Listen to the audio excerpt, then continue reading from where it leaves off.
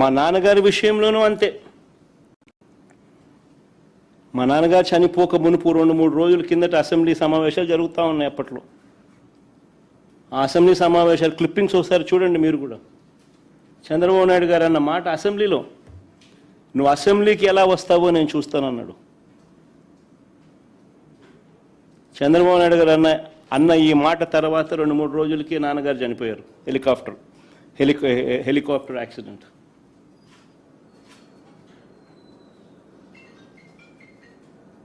ఇప్పటికీ కూడా దీనికి సంబంధించి నివృత్తి కాని అంశాలు ఎన్నో ఉన్నాయి. ఎవరిదయ్యా చంద్రబాబు క్రిమినల్ బ్రెయిన్ అని అడుగుతా ఉన్నా.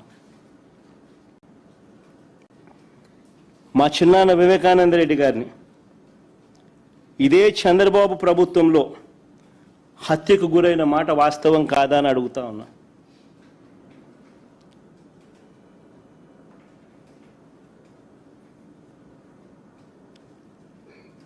వైసీపీ పార్టీ కోసం, అవినాష్ రెడ్డి కోసం తాను క్యాంపెయిన్ చేస్తూ ఉన్నాడు. జమ్మలమడుగుకు పోయి క్యాంపెయిన్ చేసి వచ్చినాడు.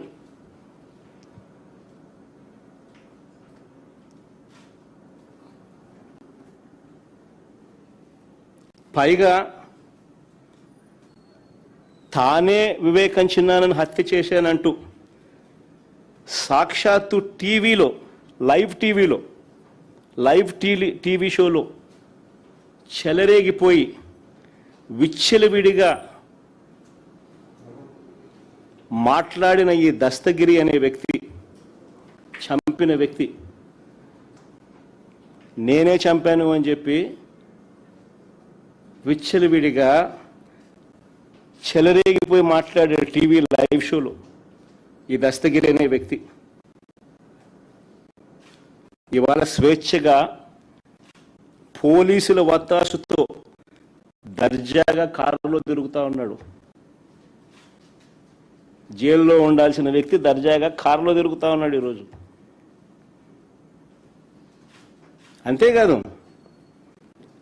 అంతేకాదు పైగా చంద్రబాబు లాయరు సిద్ధార్థ లూత్రా, దస్తగిరి లాయరు కూడా సిద్ధార్థ లూత్రా.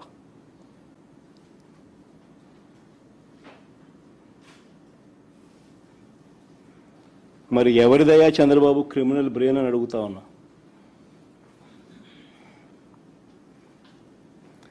రాజకీయ లబ్ధి కోసం ప్రలోభాలతో హంతకులను రక్షించడం, నిర్దోషులను హింసించడం ఈ కేసులో జరుగుతూ ఉంది. ఇదేగా చంద్రబాబు అని అడుగుతా ఉన్నా. ఇంకొక ఉదాహరణ, చంద్రబాబు గారి బావమరిది వియ్యంకుడు బాలకృష్ణ గన్ పట్టుకొని టపా టపా అని ఇద్దరిని కాల్చి పడేయలేదా అని అడుగుతా ఉన్నా. టపా టపా అని గన్ను పట్టుకొని కాల్చి పడేయలేదా అని అడుగుతా ఉన్నా. ఇదే పెద్ద మనిషి బాలకృష్ణ, చంద్రబాబు నాయుడు గారి వియ్యంకుడు, టపా టపా అని ఇద్దరిని లేపేయలేదని అడుగుతా ఉన్నా. ఎవరిదయ్యా గన్ కల్చర్ అని అడుగుతా ఉన్నా. ఆ తర్వాత సాక్షులు ఉండకూడదని చెప్పి ఆ ఇంట్లో ఉన్న వాచ్మెన్ను, అంటే వాళ్ళ ఇంట్లో ఉన్న వాచ్మెన్ను బండరాయితో మోది చంపారు. వాచ్మెన్ను కొద్ది రోజులకే, ఈ ఇన్సిడెంట్ జరిగిన కొద్ది రోజులకే ఆ ఇంట్లో ఉన్న వాచ్మెన్ను బండరాయితో మోది చంపారు.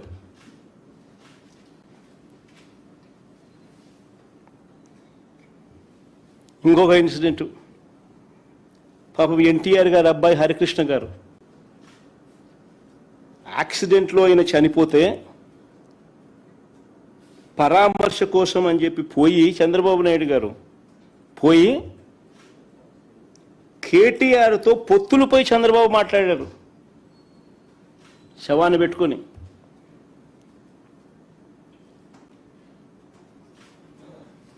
మరి ఎవరిదయ్యా శవరాజకీయాలని అడుగుతా ఉన్నా.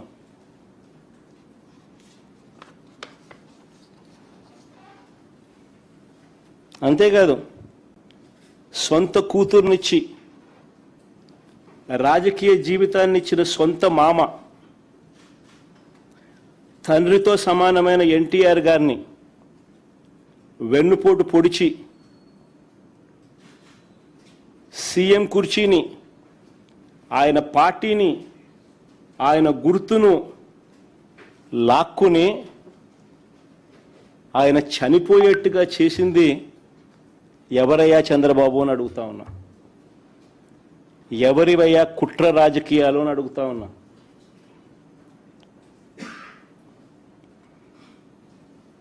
మరో ఇన్సిడెంట్, వంగవీటి మోహన్ రంగారావు గారు ఒక టైగర్.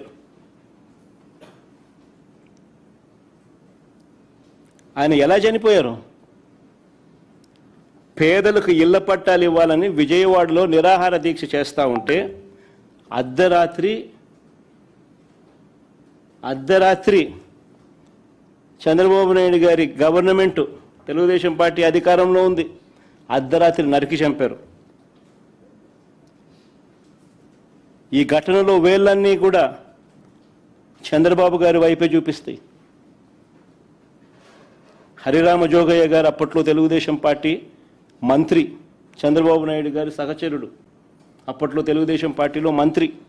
ఆయన ఏకంగా పుస్తకం రాశాడు ఏ రకంగా ఇన్సిడెంట్ జరిగింది, చంద్రబాబు నాయుడు గారి పాత్ర ఎంత బలంగా ఉంది అని చెబుతూ. ఆ వంగవీటి మోహన్ రంగారావు గారి హత్య కేసులో ఒక ప్రధాన నిందితుడు వెలగపూడి రామకృష్ణ బాబు ఇప్పుడు తెలుగుదేశం పార్టీ ఎమ్మెల్యే. ఇప్పటికీ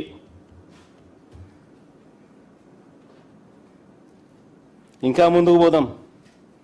హత్య రాజకీయాలు ఎవరియో, కుట్ర రాజకీయాలు ఎవరియో, శవ రాజకీయాలు ఎవరియో, ఇవన్నీ కూడా ప్రజలందరికీ కూడా తేటతెల్లమవుతా ఉన్నాయి. ఎన్టీఆర్ గారి మీద దాడి చేసిన కేసులో మల్లెల బాబ్జీ అనే వ్యక్తిని పోలీసులు అరెస్ట్ చేశారు.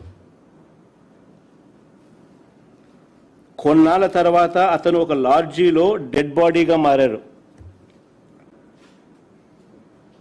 డెడ్ బాడీగా మారిన ఆయన తన జోబీలో ఒక లెటర్ దొరికింది పోలీసులకు. ఆ లెటర్ సారాంశం ఏమిటంటే తనకు 3 లక్షలు ఇస్తానని చెప్పి చివరికి 30,000 ఇచ్చారని దాని సారాంశం. అసలు ఎన్టీఆర్ మీద దాడి కోసమే డబ్బులు ఇచ్చారా, అది నిజమైతే ఇచ్చింది ఎవరు అన్నదానిపై దర్యాప్తు లేదు.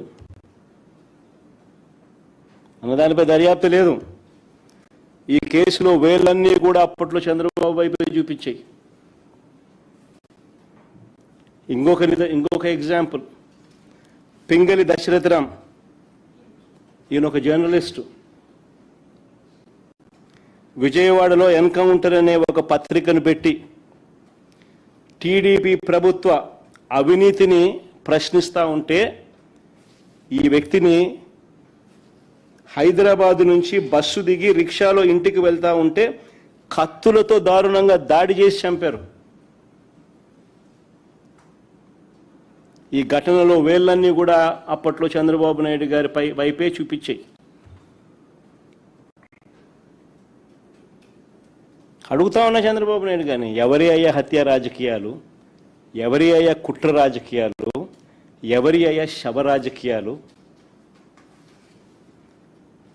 ఇదే పెద్ద మనిషి చంద్రబాబు నాయుడు గారు గురించి మాట్లాడుతూ ఆయన తోడల్లుడు దగ్గుపాటి వెంకటేశ్వరరావు గారు ఏకంగా పుస్తకం రాశాడు. అనేక టీవీలలో ఆయన ఇంటర్వ్యూలు కూడా ఇచ్చాడు. ఆయన అన్న మాటలు ఆయన పుస్తకంలో రాసినటివి. ధర్నాలు ఆందోళనల సమయంలో బస్సులు తగలబెట్టాలంటూ చంద్రబాబు పార్టీ క్యాడర్కు చెప్పేవాడని.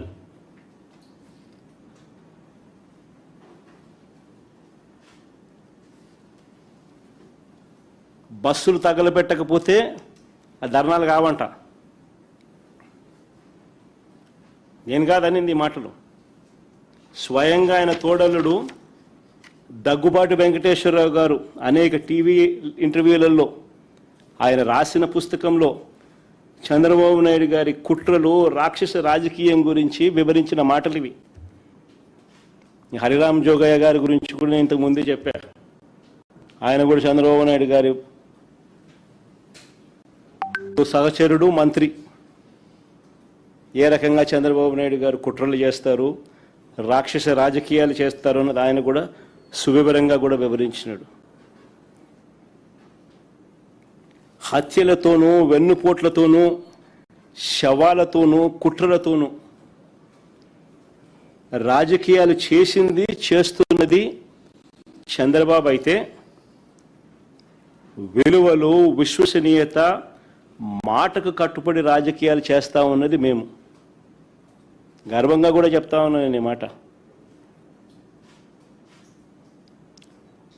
వైఎస్ఆర్ కాంగ్రెస్ పార్టీ జగన్ గురించి నేను ఒకటే గర్వంగా కూడా చెప్తా ఉన్నా. జగన్ మంచోడు కాబట్టే మా తాతను రాజారెడ్డి గారిని చంపిన వాళ్ళు ఈ రోజుకి కూడా ప్రశాంతంగా బతుకుతూ ఉన్నారు.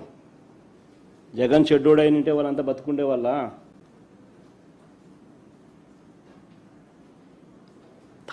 మా తాతగారిని దారుణంగా నరికి చంపిన వాళ్ళంతా ఈరోజు ప్రశాంతంగా ఇప్పటికీ ఉన్నారు. జగన్ నైజం ఎలాంటిది, జగన్ మనస్తత్వం ఎలాంటిది అని నిదర్శనం అది.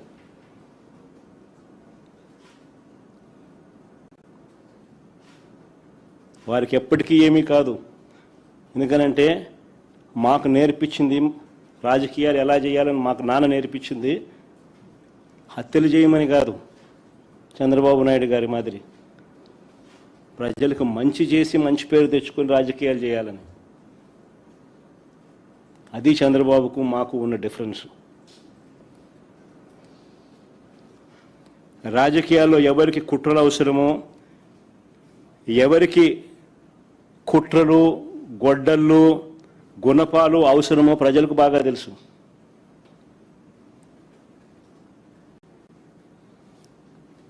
చంద్రబాబు గారు మీకు 77 ఏళ్ళ వయసు. బహుశా మీకు ఇది లాస్ట్ ఎలక్షన్ ఏమో. 77 ఏళ్ళ వయసు, ఎలక్షన్లు వచ్చేసరికి 80 ఏళ్ళు.